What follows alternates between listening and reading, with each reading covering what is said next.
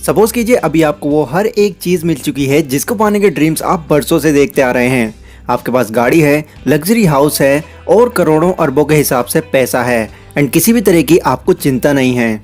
लेकिन अब आपकी एज 70 से भी प्लस हो चुकी है और आप अपनी ओल्ड एज की पीक पर आ चुके हैं। तो क्या आप इन सभी चीज़ों को एंजॉय कर पाएंगे? ऑब्वियसली यंग एज के कंपैरिजन में तो बिल्कुल नहीं, लेकिन ऑन एन एवरेज लोग हमेशा इसी ट्रैक पर चलते हैं।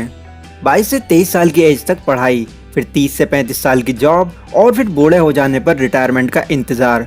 अब यहाँ पर अगर आप मिलियनर बन भी गए तो क्या फ़ायदा, आपके वो एंजॉयमेंट वाली एज काफ़ी पीछे जा चुकी होगी। आज मैं आपके साथ जो बुक समरी शेयर करने वाला हूँ वो आपको ये सोचने पर मजबूर कर देगी कि आखिर क्यों आपको अपनी अर्ली एज में ही फाइनेंशियली फ्री हो जाना चाहिए, ताकि आप इन सभी लग्जरीज को अपनी अर्ली एज के अंदर ही एंजॉय कर सको। एंड फाइनली इस वीडियो के लास्ट में मैं आपको कुछ ऐसे अमेजिंग पॉइंट्स भी बताने वाला हूँ जिससे पॉसिबली आप अपनी यंग एज में ही रिटायर हो सकते हो। बट उससे पहले एक बहुत ही इंपॉर्टेंट बात, अगर आप इस आवाज़ के पीछे के फेस को देखना चाहते हैं एंड मुझसे और ज़्यादा कनेक्टेड रहना चाहते हैं तो मुझे इंस्टाग्राम पर ज़रूर फॉलो करें, क्योंकि वहीं पर आजकल मैं ज़्यादा एक्टिव रहता हूँ। So let's begin. तो अगर मैं आपके सामने ये वर्ड्स बोलता हूँ, एक बहुत ही अमीर इंसान, तो आपके ब्रेन में भी Bill Gates, Ratan Tata, Mukesh Ambani, Elon Musk और जेफ बेजोस जैसे अमीर लोगों की पिक्चर्स घूमने लग गई होंगी। पर हार्डली ही किसी ने ये सोचा होगा कि एक 24 से 25 साल का लड़का जो घर बैठे अपने बिजनेस के थ्रू लाखों करोड़ों कमा रहा होगा। ऐसा क्यों? क्योंकि मैक्सिमम लोग ऐसा सोचते ही नहीं कि 24 से 25 साल का लड़का भी मिलियनर बन सकता है, और अगर बन गया तो वो उसका लक है। ऑथर एमजे डिमार्को जब अपनी चाइल्डहुड एज में थे तो वो एक दिन अपनी गली में आइसक्रीम खा रहे थे। तभी उनकी नज़र एक चमचमाती लैम्बोर्गिनी कार पर पड़ी जो कि उनसे थोड़ी ही दूरी पर खड़ी हुई थी। उस कार को देखकर भी ऑथर के माइंड में यही आया कि ज़रूर इसका मालिक कोई बूढ़ा आदमी होगा। पर जो इंसान उस कार के पास आया उसे देखकर ऑथर एकदम हैरान हो गए। उस कार का मालिक एक 25 साल का नौजवान था।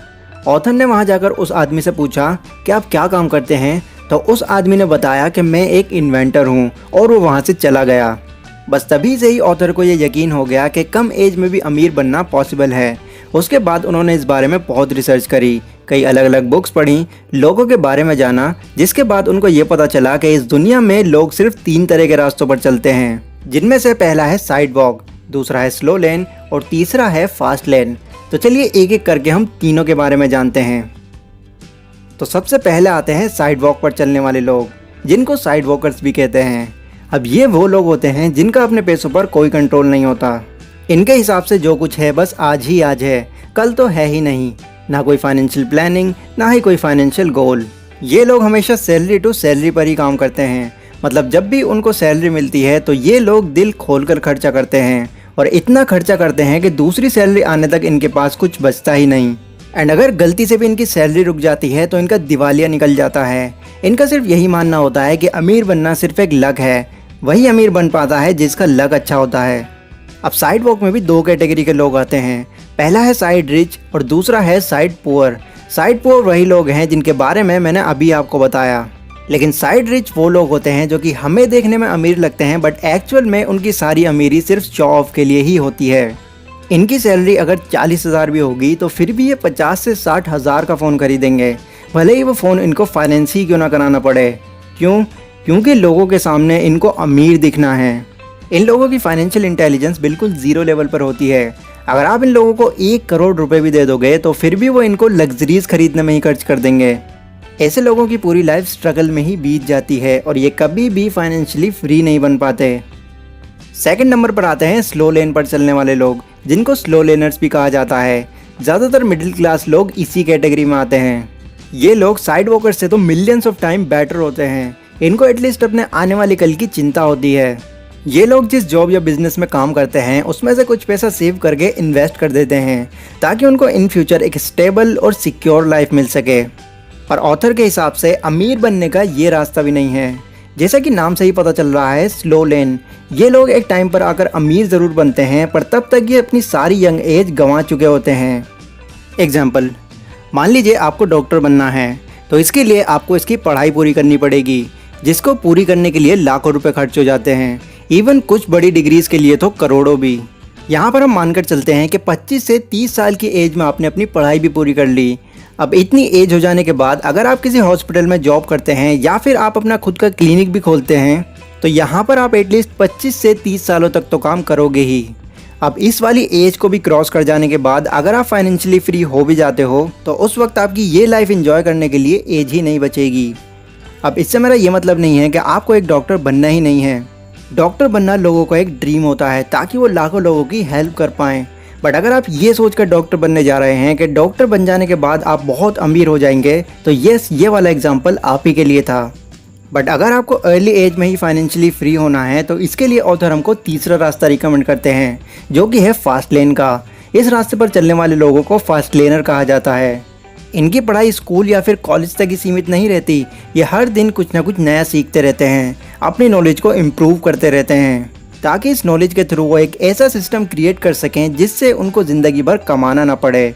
और इसके लिए वो जितने हो सके एसेट्स क्रिएट करते हैं और एक टाइम पर आकर वो मिलियनर बन ही जाते हैं। वेल, ये सब इतना आसान भी नहीं है। इस प्रोसेस में आपको साइड वॉक और स्लो लेन के मुकाबले ज़्यादा मेहनत लगती है, बहुत सारे सेक्रीफाइसेस करने होते हैं, प्लस यहाँ पर टाइम भी लगता है। बट उतना तो बिल्कुल भी नहीं कि आपको बुढ़ापा देखना पड़ जाए। अब सवाल ये आता है कि फ़ास्ट लेन के रास्ते पर हम आखिर चल कैसे सकते हैं, यानी कि फ़ास्ट लेन के रास्ते पर चलने का तरीका क्या है। तो इसलिए मैं आपके साथ 4 पॉइंट शेयर कर रहा हूँ जो आपको ज़रूर फॉलो करने चाहिए अगर आप अपनी अर्ली एज में ही मिलियनर बनना चाहते हैं। Point number 1, attack the need. आपको ऐसा सिस्टम या फिर बिजनेस क्रिएट करना होगा जो लोगों की नीड को पूरा करता हो, क्योंकि जितनी ज़्यादा वैल्यू आप लोगों को प्रोवाइड करेंगे इन फ्यूचर आप उतने ही अमीर बनते चले जाएंगे। एग्जाम्पल, जब लोगों को ऑटो या बस के लिए घंटों तक वेट करना पड़ रहा था तो उनकी इस प्रॉब्लम को ओला ने समझा और एक एप्लीकेशन बेस्ड टैक्सी सर्विस को प्रोवाइड कर दिया। और आज आप जानते ही हैं कि ओला कितनी बड़ी कंपनी बन चुकी है। ठीक इसी तरह होटल्स के लिए परेशान हो रहे लोगों को ओयो ने समझा और चीपेस्ट प्राइस में लोगों को ठहराने का सिस्टम क्रिएट कर दिया। एंड ओयो भी आज बहुत ज़्यादा पॉपुलर हो चुका है। आपको भी ऐसा ही सिस्टम क्रिएट करना होगा जो लोगों की ज़रूरतों को पूरा करता हो। जितने बड़े लेवल पर लोगों की प्रॉब्लम होगी उसको सॉल्व करने के बाद उतने ही ज़्यादा अमीर आप वहाँ से बनते चले जाएंगे। दूसरा पॉइंट है हाई एंट्री बैरियर बिजनेस। अब इसको कुछ इस तरह समझते हैं कि मान लीजिए आपने एक कपड़े की शॉप खोली, तो आपको क्या लगता है वो खुलते ही फेमस हो जाएगी? बिल्कुल नहीं। आपके जैसे ही हज़ारों लाखों और लोग भी हैं जो ऑलरेडी इस काम को पहले से करते आ रहे हैं और ये लोग आपके कॉम्पिटिटर्स हैं। अब अगर आपको अपने कॉम्पिटिटर्स को बीट करना है तो कुछ ऐसी यूनिकनेस अपने प्रोडक्ट में लानी होगी जो बाकी लोग लाने की सोच भी ना सकें, तभी आपका बिजनेस इतने कंपटीशन में भी ग्रो कर पाएगा। थर्ड पॉइंट है स्केलेबिलिटी। आपके पड़ोस वाली किराने की शॉप भले ही कितनी भी बड़ी है पर उसका मालिक इतना अमीर नहीं होगा जितने अमीर जेफ बेजोस हैं। Reason scalability. आपके एरिया की दुकान सिर्फ एक पर्टिकुलर एरिया को ही कवर कर पा रही है, पर अमेज़न के थ्रू आप पूरे वर्ल्ड में कहीं से भी शॉपिंग कर सकते हैं। ठीक इसी तरह आपके एरिया के बर्गर वाला इतना फेमस नहीं होगा जितनी फेमस मैकडॉनल्ड कंपनी है। बर्गर तो दोनों ही बनाते हैं, बट मैकडॉनल्ड ने अपने आप को स्केल किया हुआ है जिससे पूरी दुनिया के लोग उस कंपनी को जानते हैं। तो इसीलिए ऑथर हमको यही एडवाइस करते हैं कि जितने बड़े लेवल पर आपका बिजनेस स्केल होगा उतने ही आपके बिजनेस ग्रो होने के चांसेस बढ़ जाएंगे। और लास्ट पॉइंट है detach your business with time. मतलब आपको कोई ऐसा बिजनेस क्रिएट करना होगा जो कि सोते वक्त भी आपके लिए पैसा बनाता रहे। एग्जाम्पल, अगर आप अमेज़न या फ्लिपकार्ट पर एक ऑनलाइन सेलर हैं तो लोग कभी भी आपके प्रोडक्ट को खरीद सकते हैं, वो भी बिना आपके वहाँ इन्वॉल्व हुए।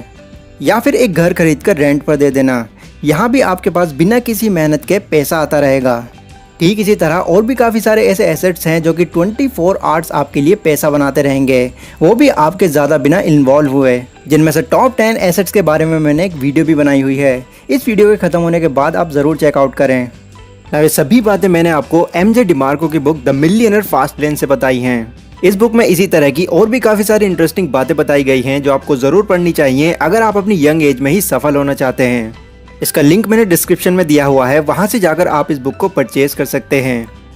लाइक और शेयर कीजिए अगर ये वीडियो आपको ज़रा भी यूज़फुल लगी हो तो। एंड मुझसे और ज़्यादा कनेक्टेड रहने के लिए आप मुझे इंस्टाग्राम पर भी फॉलो कर सकते हैं। तो मैं मिलता हूँ अपनी अगली वीडियो में, तब तक के लिए टेक केयर।